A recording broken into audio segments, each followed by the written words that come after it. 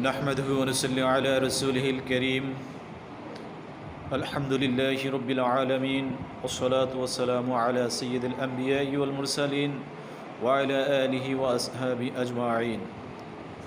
সম্মানিত সভাপতি, শ্রদ্ধেয় উলামা ইকরাম, সম্মানিত শিক্ষকবৃন্দ, প্রিয় অতিথিবৃন্দ এবং আমার সামনে উপস্থিত ভাই ও বন্ধুগণ, আসসালামু আলাইকুম ওয়া রাহমাতুল্লাহি ওয়া বারাকাতুহু।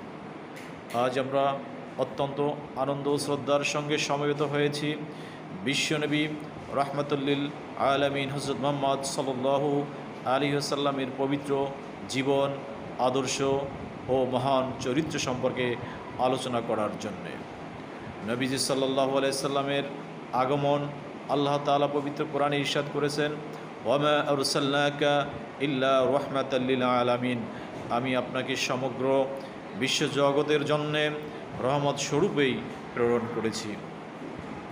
প্রিয় শ্রোতাবৃন্দ, হযরত মুহাম্মদ সাল্লাল্লাহু আলাইহি সাল্লাম শুধু আরবের জন্য নয়, শুধু মুসলমানদের জন্য কিংবা শুধু একটি নির্দিষ্ট জাতির জন্য প্রেরিত হননি। তিনি সমগ্র মানব জাতির জন্য রহমত হয়ে পৃথিবীতে এসেছেন। তার আগমনের মাধ্যমে অন্ধকারাচ্ছন্ন পৃথিবী হেদায়েতের আলো লাভ করেছে। শিরকের পরিবর্তে তাওহীদ, জুলুমের পরিবর্তে ন্যায় বিচার, হিংসার পরিবর্তে ভালোবাসা এবং অজ্ঞতার পরিবর্তে জ্ঞান ও প্রজ্ঞার শিক্ষা প্রতিষ্ঠিত হয়েছে। নবীজি সাল্লাল্লাহু আলাইহি সাল্লামের প্রতি ভালোবাসা। মুসলমানদের ঈমানের অন্যতম দাবি হলো রাসূল সাল্লাল্লাহু আলাইহি সাল্লামকে ভালোবাসা। রাসূল সাল্লাল্লাহু আলাইহি ওয়াসাল্লাম নিজে ইরশাদ করেছেন, লা ইউমিনু আহাদুকুম হাত্তা আকুনা আহাব্বা ইলাইহি মিন ওয়ালিদিহি ওয়া ওয়ালাদিহি ওয়ান নাসি আজমাইন, তোমাদের কেউ ততক্ষণ পর্যন্ত পূর্ণ মুমিন হতে পারবে না যতক্ষণ না আমি তার কাছে তার পিতার, সন্তান এবং সকল মানুষের চেয়ে অধিক প্রিয় হই।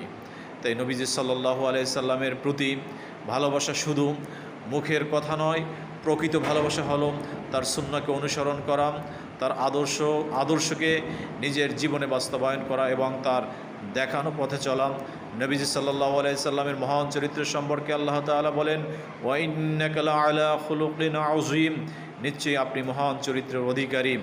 নবীজি সাল্লাল্লাহু আলাইহি সাল্লাম ছিলেন সত্যবাদী, আমানতদার, দয়ালু, ক্ষমাশীল ও বিনয়ী। তিনি এতিমের প্রতি দয়া করতে শিখিয়েছেন, প্রতিবেশীর হক আদায় করতে বলেছেন, গরিব দুঃখীর পাশে দাঁড়াতে বলেছেন, মানুষের সঙ্গে উত্তম আচরণ করতে বলেছেন।